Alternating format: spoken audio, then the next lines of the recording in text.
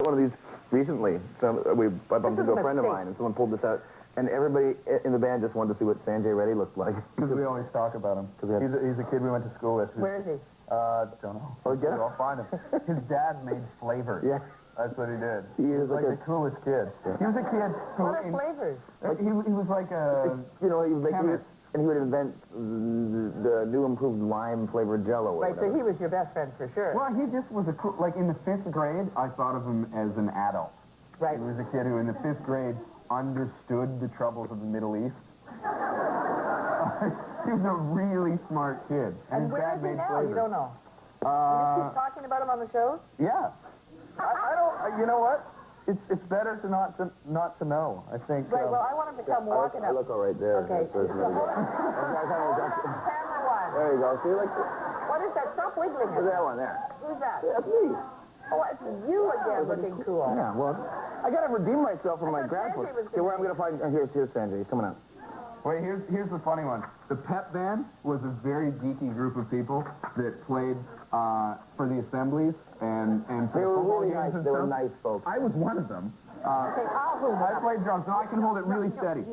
Yeah. Okay? So the yearbook asked me to get a picture of the pep band together, but I didn't tell any of the other people in the pep band. I just got my 2 friends. Tilt it a little that way. Okay. Yeah, that's My good. 2 best friends who weren't actually in the pep band at all. And we pretended we were a jazz band. You sort of look like those guys. The pep band was really mad. It was all... They're still mad. That was our only picture in the yearbook. What are you doing? I'm trying to find Sanjay. Oh, See, okay. Steve looks great here, too. You look amazing there. Right there. There you go. You look good.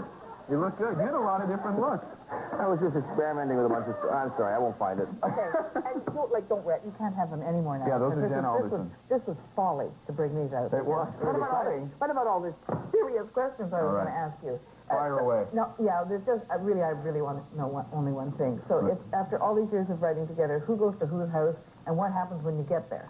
And do you stall around and sharpen pencils and tidy the house up and make excuses? When we're trying to write songs, Yeah. there's a lot of soup making. Yeah. we come to each other's houses and just In the hang out. close? Yeah, about a 10-minute drive apart. Yeah.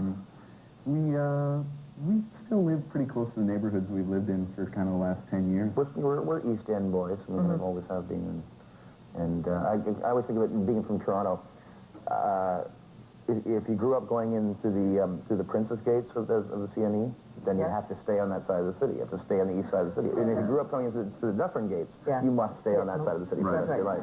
I can't picture living in the west side of that city, ever. It confounds me. I mean, even, I know the city really well now, but I just can't imagine living on the west side. I'm just not from there. You're just not from there. I'm just not. You're Cape and Queen, man. Tell me where, Albion Road? I don't know. You go from an I angle. think it's just tickling. I don't know. It goes, it's something like there's Sherburne, Broadview, whatever, Yonge Street, and then the airport's up there somewhere. Yeah. Somewhere out there in another world. Yeah. I know. But do you spend a lot of time in Boston? We have spent a ton of time there. It's one of our Do you have definite... apartments? Which would and things like that? essentially be a Princess Gates city. Right. Because it's east of Toronto. Yeah. Yes, it is. So it's southeast, which would, Rochester, would that fit in? Well, that would actually, you just come right in through the lakefront, I think. Yeah, right. okay. This is an odd conversation, I have to say. None of us have residencies in the U.S. We all live in Toronto. Right. We work a lot in the U.S. Actually, most of our time is spent down there touring and recording and such. But we all live in Canada still. You must be happy with your career. Very, extremely. Good job. It's a good job. I mean, you have to admit they had kind of a rough time for a minute when people pretended that you weren't together anymore, you didn't exist anymore, or something odd like that. But by God, you're back with us in vengeance now, aren't you? Yeah, there was a bizarre time period when we were actually doing better than we ever had in America, and it was actually, things were really exciting for us. But then I'd take my daughter to see the ballet or something in Toronto, and people say, weren't you in that band, Bare Naked Ladies?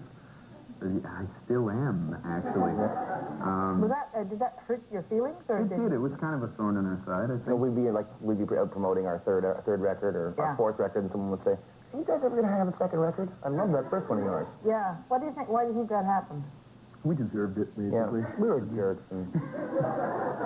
Were you jerks? You weren't really jerks. No. No, we tried hard not to be, but Maybe you were a jerk, but you I were. was kind of a jerk. Yes. I think we were just kind of overexposed, and people were tired of looking at us, and we needed to go away for a while, and we worked really hard in America, and luckily the last couple of years, there's been a real feeling of support at home and pride, I think, in what we've achieved, and now everybody that stops me just in my neighborhood and around home, it's always, wow, great, you know, congratulations, you guys have done great, and so it feels good. Yeah.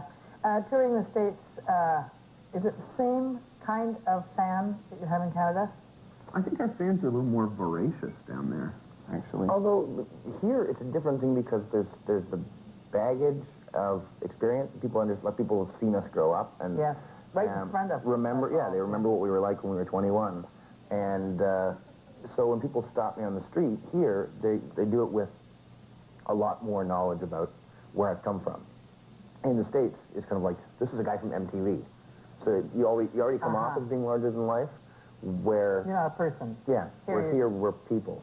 So people are a lot more comfortable to just come up and say hi here. Hi. Hi. Hi. So we're going to do another song with these guys. Well, I'm not actually invited to sing with them, which is, as far as I'm concerned, a crying shame. Mrs. Lorimer, our music teacher in public school, used to say, if you could just mouth the words, that'd be great. Isn't that weird? And you guys sing beautifully. Why do you think, what does she know? Well, we were allowed to sing. Both of us were allowed to sing. The kids who couldn't sing, she'd have them in the choir anyways, but they just had to mouth. Well, what do you think that's all about? I mean, I thought that most people who can sing say, anybody can sing. People who can't sing, no. At least we hope they know. But everybody can make a noise with their mouth, their throat, and so on. And that's what's freaky about singing. I remember as a kid, like an opera singer would come to your school and sing, and everybody would kind of laugh and squirm. Nervous.